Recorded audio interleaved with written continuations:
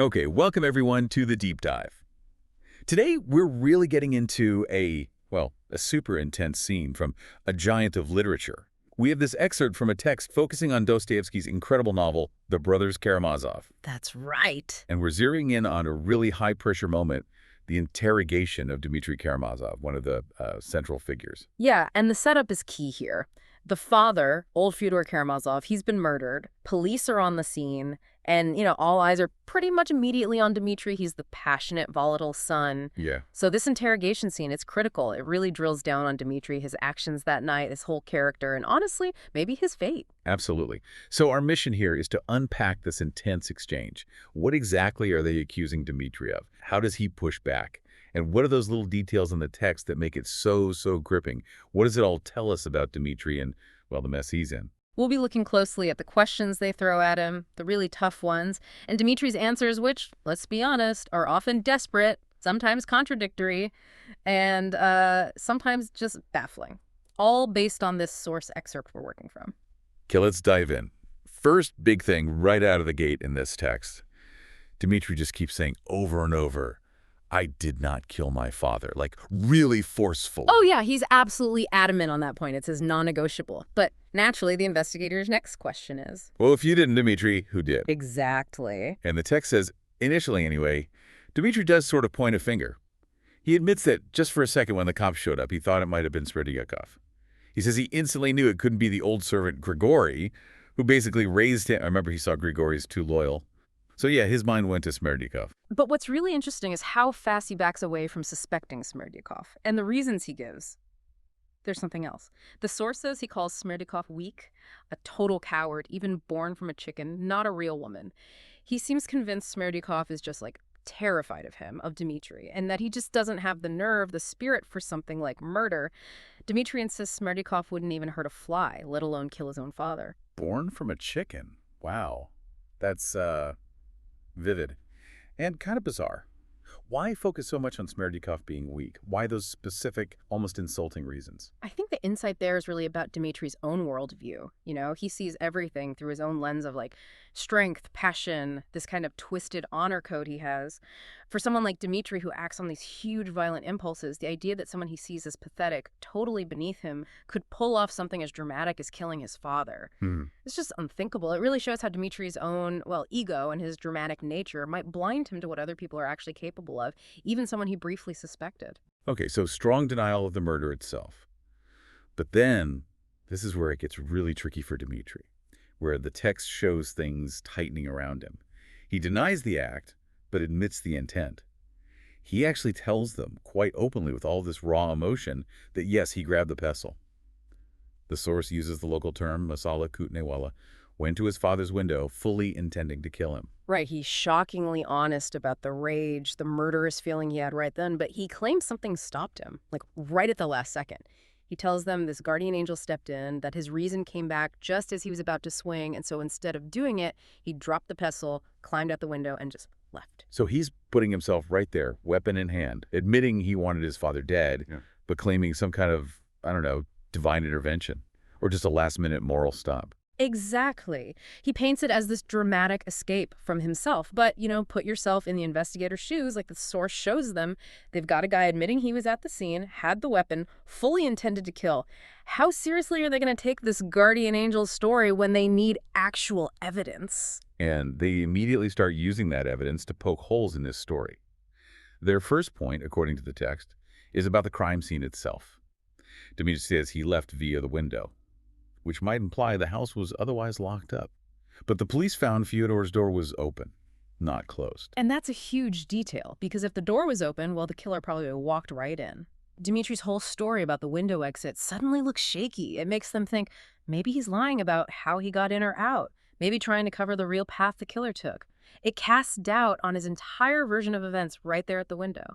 And then comes the big one, the motive, the missing money. The text specifically mentions that empty envelope found in Fyodor's room, addressed to Grushenka, supposed to have 3,000 rubles, gone. Yeah, and for the prosecution, this is gold. It screams motive, theft.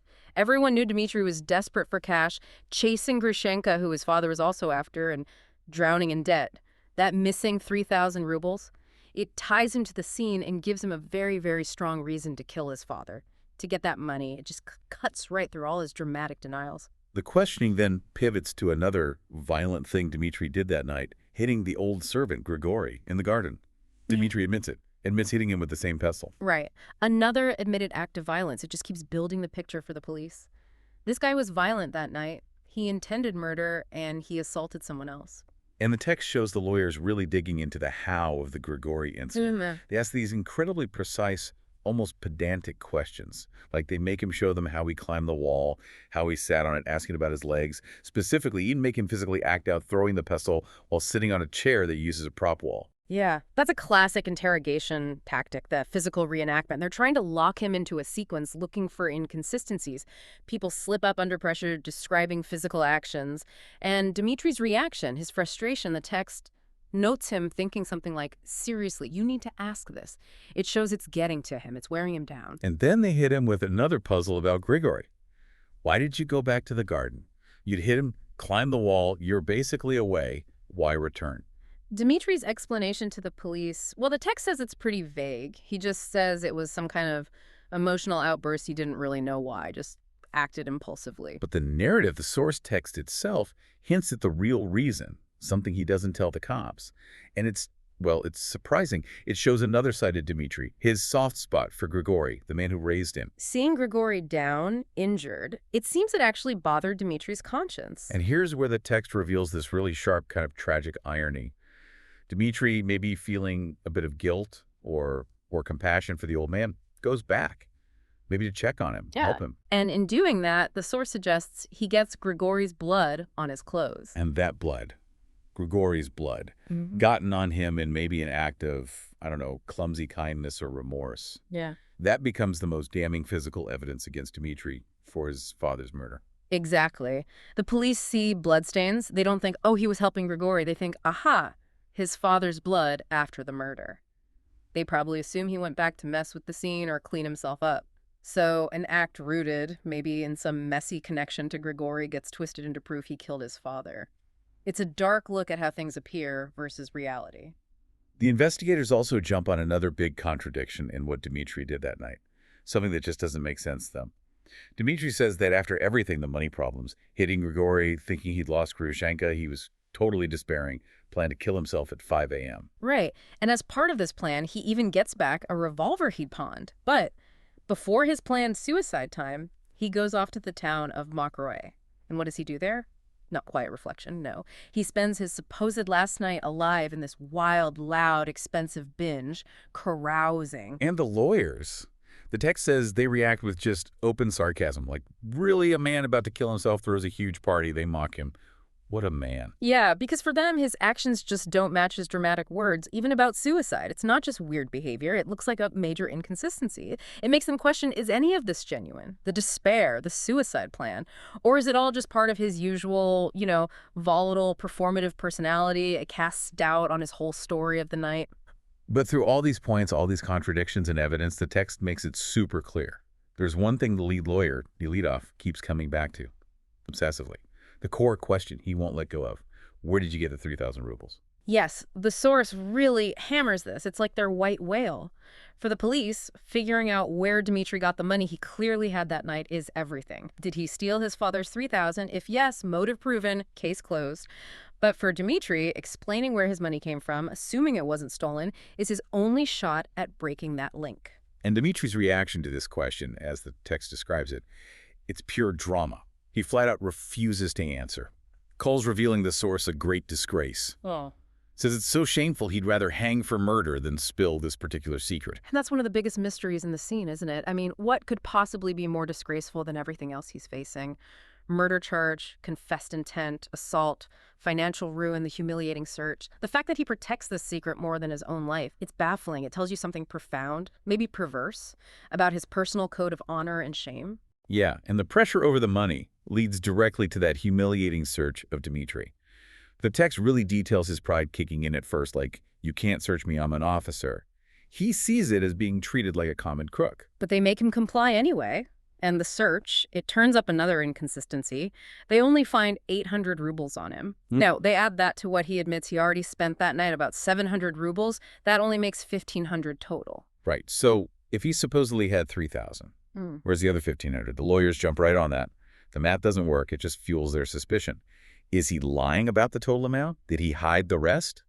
Or was the money he did have actually the stolen money all along? It forces you and the investigators to question if he's telling the truth about anything, really. Is he just terrible with numbers, or is this deliberate concealment? And the text gets really specific about how degrading the search becomes. He has to take off everything. Socks, underwear, everything. He feels this intense shame, especially about his feet, apparently. The excerpt notes his embarrassment over dirty clothes and even an ugly, slightly deformed toenail. He seems mortified they see that. It's not just random detail, it shows the psychological game. They're stripping him down, literally and figuratively, taking away his dignity piece by piece, reducing this proud officer to just a body being inspected. The humiliation is part of breaking him.